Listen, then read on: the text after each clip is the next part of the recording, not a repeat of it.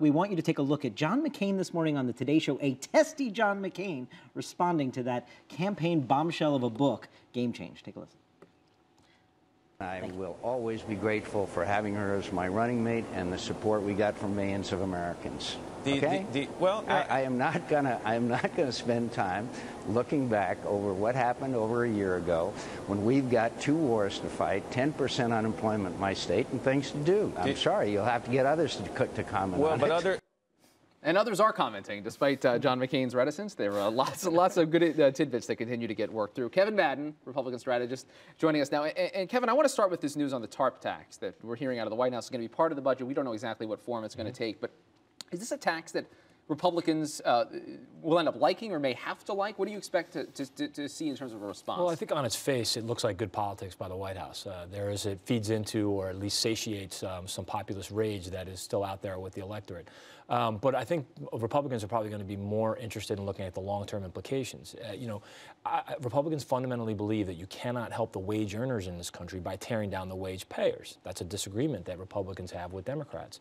So I think they're going to look at how does it affect the business cycle, how does it affect banks when they're trying to recapitalize and help get credit moving, and whether or not that's good for the long-term health of the economy. I suspect that they would disagree with that move, with that idea. Turning to the controversy this week with Senator Reid and his comments, it does seem, McConnell was very clear today. McCain said this is up to the Democrats and to Harry Reid. McConnell says it's up to the Democratic caucus. There does seem to be, after hearing Cornyn and Kyle come out for him stepping down, pulling back from that on Republicans, which I think will help to quiet the controversy pretty quickly. No? And a weakened Harry Reid is good for Republicans, right. And he was significantly weakened this weekend. I made the joke the other day that he has so many wounds that he looks mummified from all the bandages that he has. So I think agreed with that. I think if the face of the Senate is Harry Reid, the face of the Obama administration is a giant stimulus bill and a giant health care bill, and Nancy Pelosi is the face of the House.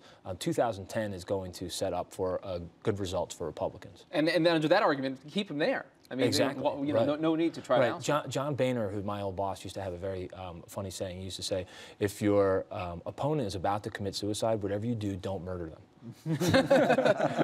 Well said, I suppose.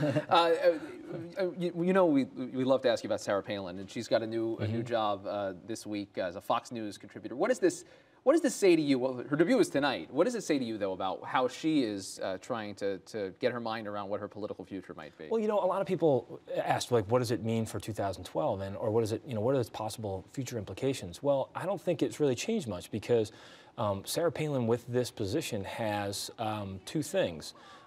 100% name ID, a platform, and a following. Well, she had all of those.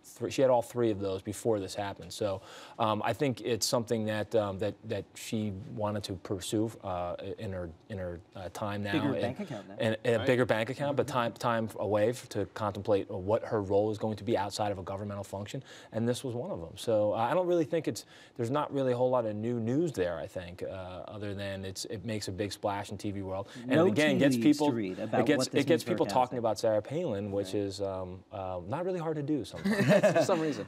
In our final minute here, I want to turn your attention to the Massachusetts Senate race that's taking place a week today to fill Teddy Kennedy's seat. I have not yet found a Republican or a Democrat that actually thinks Martha Coakley is going to lose next Tuesday, but there does seem to be both sides now in overdrive of it's closer than ever, closer than you expected, and drumming up business in the base.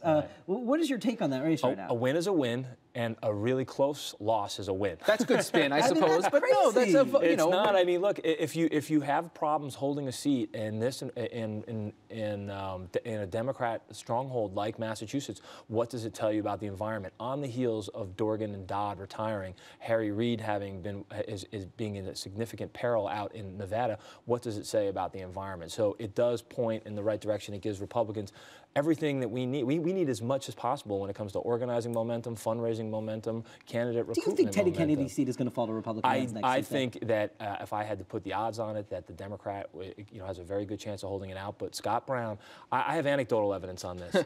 People from Massachusetts are calling me and telling me they've never seen anything like this. All right. So, these are people that are not even professional politicals. Right. These are people who are friends of mine that live up in Boston. Kevin, Matt, didn't want to have to go here, but you said on this program last week the Bengals would win. So hey, go Jets! So take that. Exactly.